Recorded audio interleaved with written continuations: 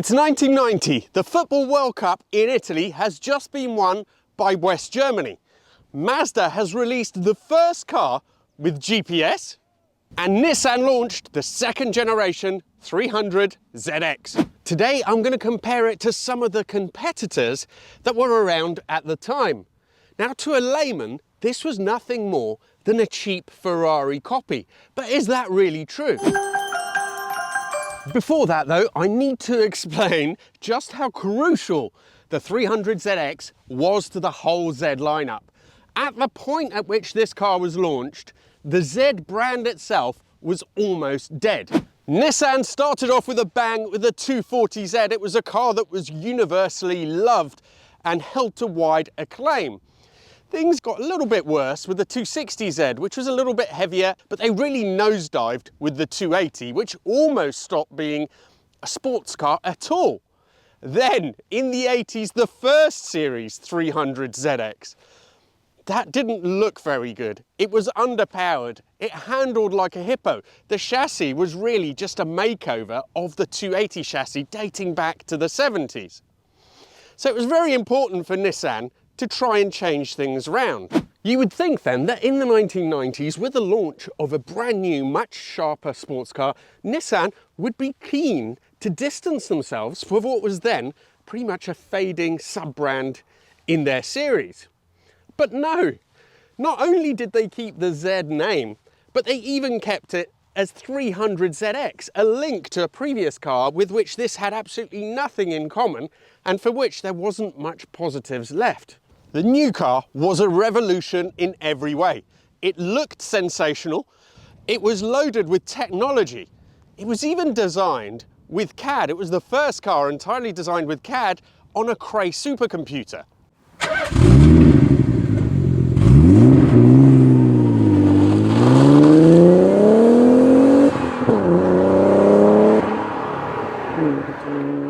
Nissan took a remarkably different approach to Ferrari's cars of the time. The most current one was the 348. This was a technical tour de force in comparison. It had a twin turbo engine, V6, with variable valve timing, putting out 300 horsepower. It also had four-wheel steering, and there was the option, this particular car doesn't have it, but many cars had suspension which was electrically adjustable from the cabin.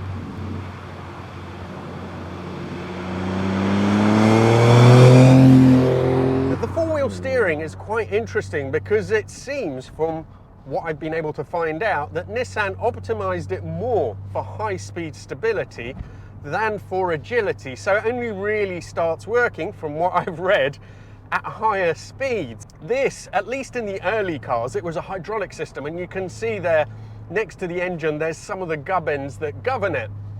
They don't tend to give problems. The engines as well, although they were one of the first with variable valve timing, it's quite a robust system which works pretty well. The proof though is in the pudding, as we say here in Great Britain. So let's just see how it feels going through the gears, taking it down the road.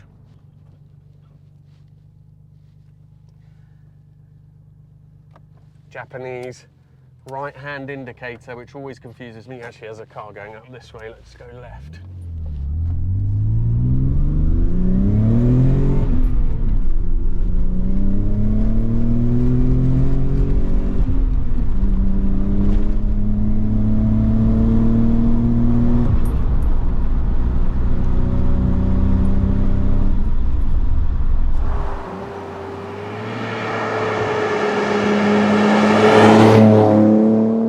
This particular car has a slightly modified exhaust, so it is louder than standard, and it sounds pretty good. It sounds interesting. I'd say on longer journeys, maybe it's a little bit drony, but Ed, who owns it, also has the original exhaust. He only really changed it because it was starting to rust through a little bit, so he's thinking of sorting it out and then putting it back. Same with the wheels. They're not the original wheels, but I think if you are going to change wheels on a car like this, then at least those look pretty good and they don't look too far from OEM. It doesn't feel devastatingly fast by modern standards, but it's not bad. Let's just have another quick go.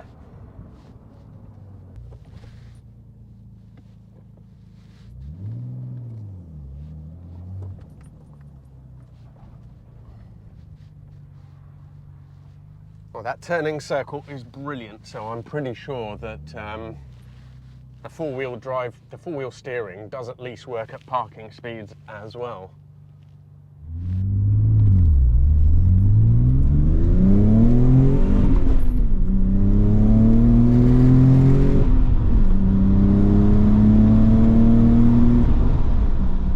So it may be twin turbo, but it really takes off around 4. Before that, I can see from the boost gauge that the turbo starts spooling, or at least one of the turbos will start spooling as low as just 2.5.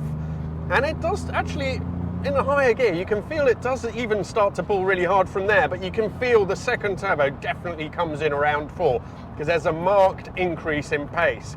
Altogether, especially for 1990, it's a really well set up system. There is a little bit of turbo lag, I suppose, but it's not too noticeable.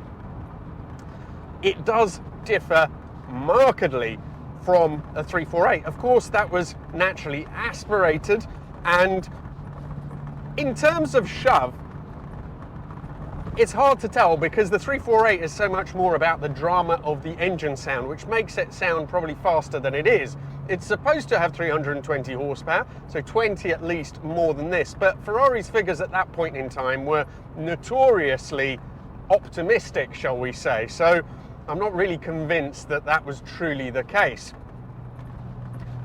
The turbo delivery is different as well. I'd say this probably feels a bit quicker than a 348, quite frankly.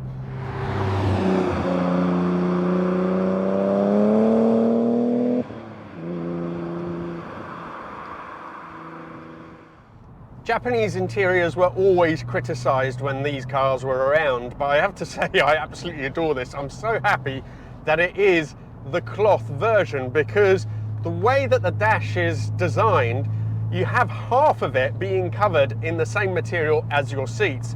If it's leather, I don't think it would look quite as amazing as this does. I absolutely love it. I don't know why Western car journalists had such a problem with these interiors in the 90s.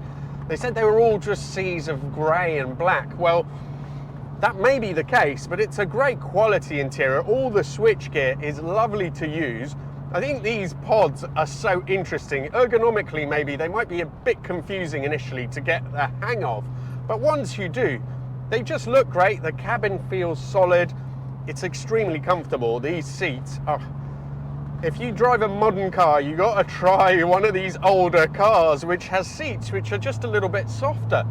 Now, of course, having this cloth material as well means that it keeps you in place. The side bolsters on these are adjustable. It's fine as it is, so I don't feel the need to change it.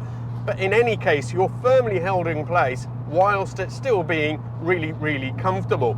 The steering wheel isn't adjustable for tilt or rake, but the seat is adjustable. Even the front can go up and down, the back of it and everything else. So that's kind of how you adjust your position.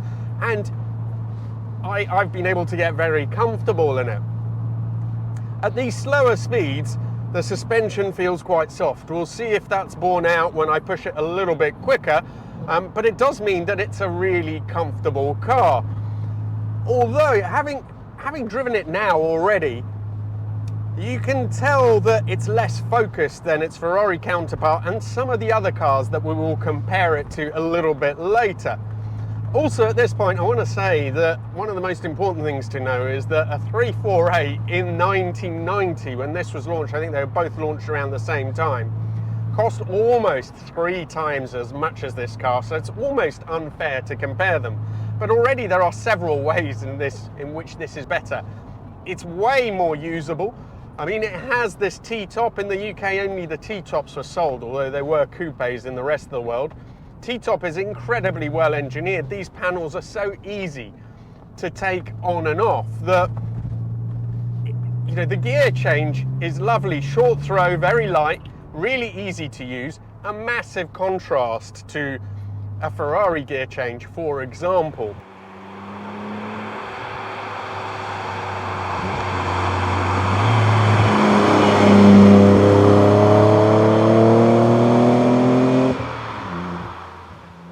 Now, I think part of the reason that it looks why it is, it may have been inspired by Ferraris, but this is a very, very different car. It's a little little bit unfair in a way to compare them. It feels very much more like a long distance GT than an out and out sports car.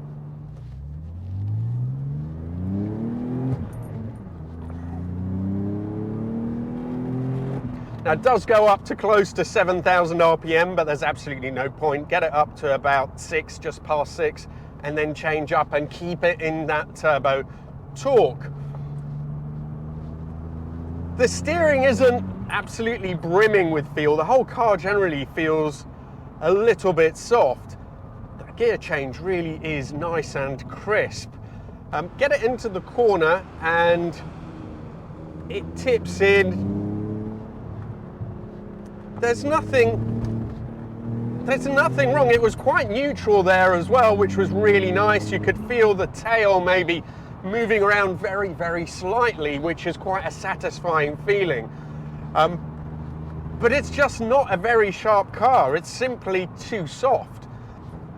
The upside, I guess, is that it does feel really stable. Even on these little windy roads, it's an immensely secure feeling car. But let's go back a little bit to talk about the looks. Some people criticised it for being a bit too much of a copycat. I don't really agree. It could be inspired by the European sports cars, but interestingly, those front lights were quite a technological feat for the time when it was being made. The shallow angle was unprecedented. A Lamborghini actually used them when they did the updated version of the Diablos. I find that a little bit ironic, but I think they look great. They look great in their own right. There's enough difference there for it to be a car which looks good for what it is without it being criticised for being a copycat. Let's talk about some of its other contemporaries. It's much more similar to the Porsche 928 than it would be to any Ferrari. That is also a consummate tourer. It was, of course, a V8 with a much bigger engine, but no turbos, another 20 horsepower. I'd say this is probably a little bit more agile than a 928, really, but also, the problem is a 928 was almost double the price. When this came out, it was £34,000. 928 at that point in time was 65. Another competitor would have been the Mitsubishi 3000 GT. That was 39,000, so about £5,000 more expensive. Had a little bit more power again, much more complexity, and that was very much a GT car, really. Didn't deliver the driving emotions that you'd expect from a sports car. The Mazda RX-7, the FD, came slightly after this as well. That was a little masterpiece, but it sold so badly here in the UK that they lowered the price. And by the early 90s, that was only £26,000. That's much more of a focused, sporty car than this. The Supra, 320 horsepower, so a bit more horsepower. Again, much more of a focus car, and nowadays they are much more money. You can buy a usable one of these for about £10,000, a very good one for about 15 to 20. So in many ways, they're a real bargain. So to sum up, I think that these are a little bit underrated, like some other Japanese cars of this era. I'm not sure exactly why that is. Maybe it's because it's more of a GT than an all-out sports car, but it has so much going for it, that character. I think the looks are great. So if you're thinking of buying a car of this era, you should definitely look at one of these. Thank you all so much for watching. It is hugely appreciated. Really look forward to seeing you for the next video.